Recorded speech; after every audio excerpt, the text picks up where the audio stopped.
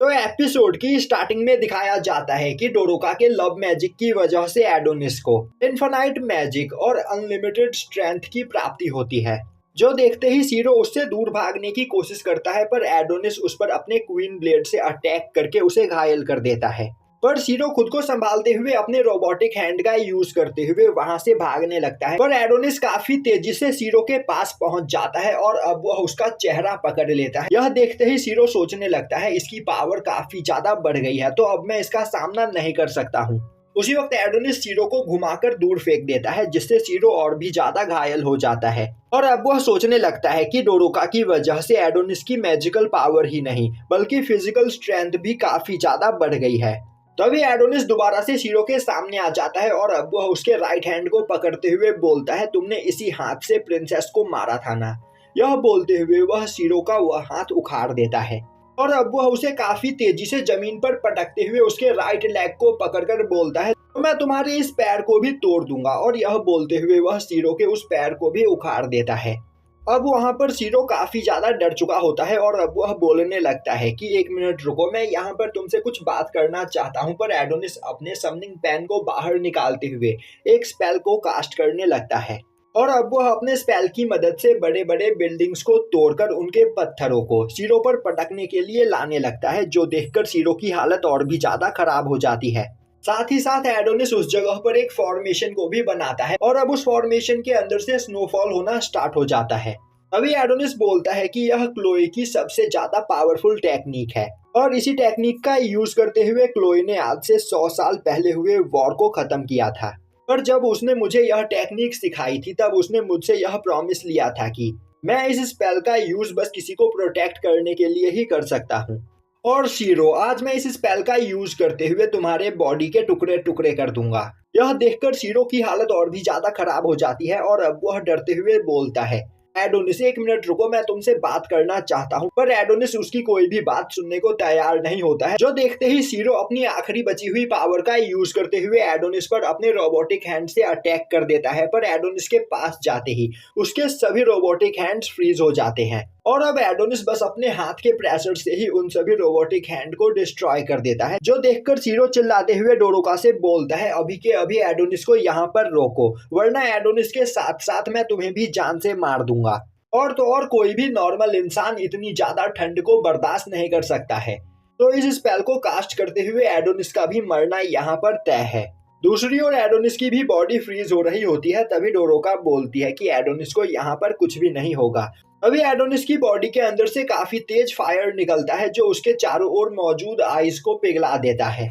और अब यह सब देखकर शीरो खुद ही काफी तेजी से आगे बढ़कर एडोनिस को वह स्पेल कास्ट करने से रोकने की कोशिश करता है, पर वह जैसे ही एडोनिस के पास पहुंचता है उसकी आधी बॉडी फ्रीज हो जाती है और अब वहां पर वह स्पेल बनकर कंप्लीट हो जाता है। और यह स्पेल कोल की सबसे पावरफुल टेक्निक एब्सोल्यूट जीरो होती है, इसकी वजह से अब उस फॉर्मेशन के अंदर से काफी ज्यादा मात्रा में बर्फीला तूफान बाहर निकलने लगता है, जिससे शीरो की हालत खराब होने लगती है और अब वह बोलने लगता है, मैंने कभी नहीं सोचा था कि मेरा अंत इस तरह होगा।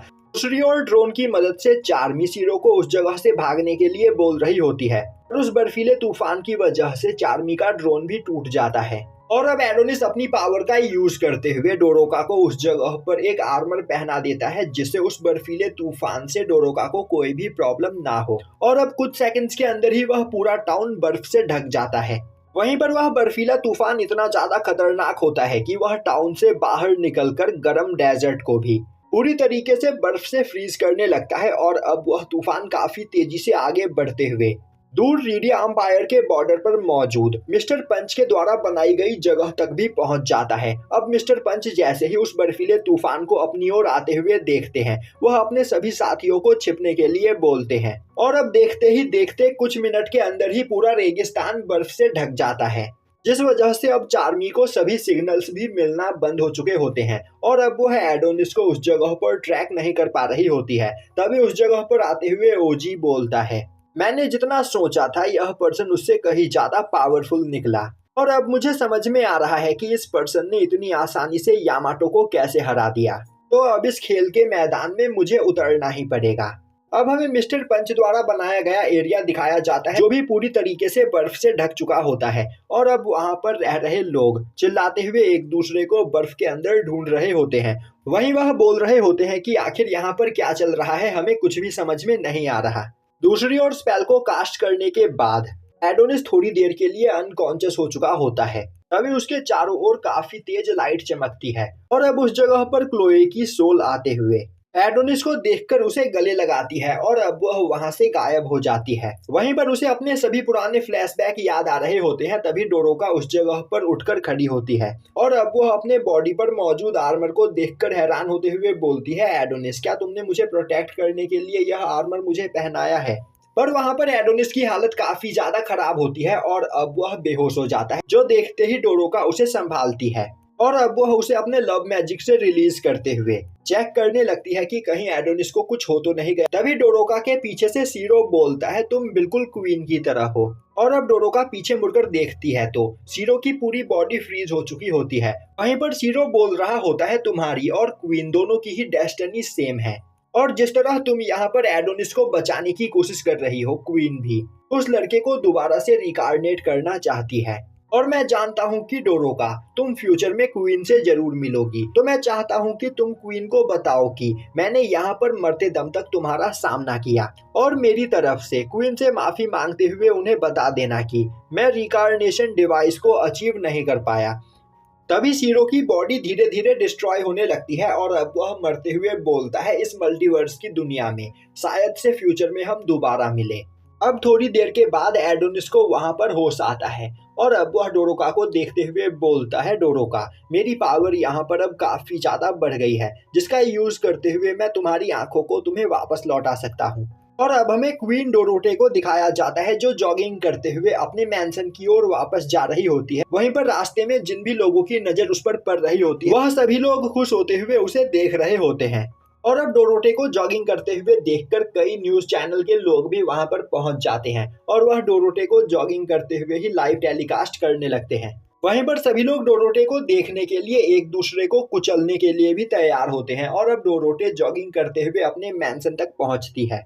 तभी भागते हुए एक सोल्जर डोरोटे के पास आता है और बोलता है, क्वीन, आखिर आप अकेले मैंसन से बाहर क्यों गई थी? आप एम्पेरेस हो तो आपको हमेशा सिक्योरिटी के साथ बाहर निकलना चाहिए, वरना आपकी जान को खतरा हो सकता है। डोरोटे बोलती है, उसके किंगडम के सभी लोग उसे पसंद करते हैं तो उसे किसी से भी कोई भी खतरा नहीं। तो तुम मुझे एक बात बताओ, जो मैंने सभी किंगडम्स के रूलर के पास मैसेज भेजा था, उन लोगों ने उसका रिप्लाई दिया है या नहीं? क्योंकि अब मेरे पास ज्यादा टाइम नहीं बचा है। सोल्जर बोलता है, कई लोग उनके साथ हाथ मिलाने के लिए तैयार है, पर कई लोगों ने अब तक कोई भी रिप्लाई नहीं दिया है। यह सुनते ही डोरोटे बोलती है, अगर वह सभी लोग मेरी बात मान ले तब तो ठीक है, वरना उन्हें मुझसे कोई भी नहीं बचा सकता है।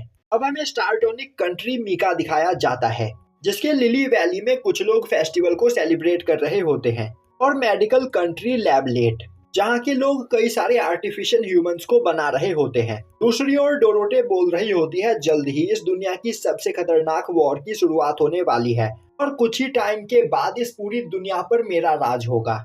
अब हमें एडोनिस और डोरोका को दिखाया जाता है। वहीं पर एडोनिस डोरोका को एक कंबल देते हुए बोलता है, मुझे माफ कर दो, मेरी वजह से तुम्हें यहाँ पर ठंड लग रही है। डोरोका बोलती है, एडोनिस को माफी मांगने की कोई जरूरत नहीं, माफी तो उसे मांगना चाहिए क्योंकि डोरोका ने उसके ऊपर लव मैजिक का यूज किया। एडोनिस बोलता है, तुम्हें माफी मांगने की कोई जरूरत नहीं, क्योंकि मैंने ही तुम्हें वह करने के लिए कहा था और बिना तुम्हारे लव मैजिक की पावर का यूज किए मैं शिरोसागी को नहीं हरा सकता था, और तो और वैसे भी तुम्हारे लव मैजिक का मुझ पर कोई भी असर नहीं हो सकता है।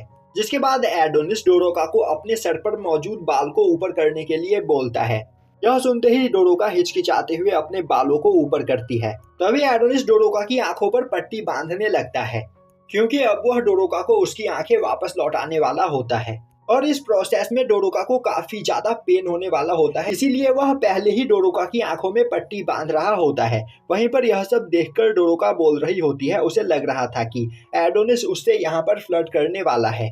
यह सुनते ही एडोनिस उसे मारते हुए नीचे गिरा देता है। तभी डोरोका बोलने लगती है, आखिर एडोनिस अपने पेशेंट के साथ ऐसे कैसे व्यवहार कर सकता है। तभी एडोनिस बोलता है, मेरे सामने दोबारा ऐसी बकवास बातें कभी मत करना, क्योंकि मेरे दिल में क्लोए के अलावा किसी और के लिए कोई भी जगह नहीं, और तो और तुम्हारे लव मैजिक का भी मुझ पर कोई भी असर नहीं होने वाला है। और अब वह दोनों वहां से आगे बढ़ने लगते हैं। तभी एडोनिस डोरोका का हाथ पकड़ता है, जो देखकर डोरोका काफी ज्यादा हैरान होती है। एडोनिस बोलता है, एक बार एक बेवकूफ विच ने मुझसे कहा था कि हमें हमेशा एक दूसरे की मदद करना चाहिए, इसीलिए बस मैं यहाँ पर तुम्हारी मदद करना चाहता हूँ। जो सुनकर डोरोका काफी ज्यादा खुश होती है और अब वो है एडोनिस का हाथ पकड़कर रास्ते में आगे बढ़ती है। और यहीं पर सीजन 1 खत्म हो जाता है।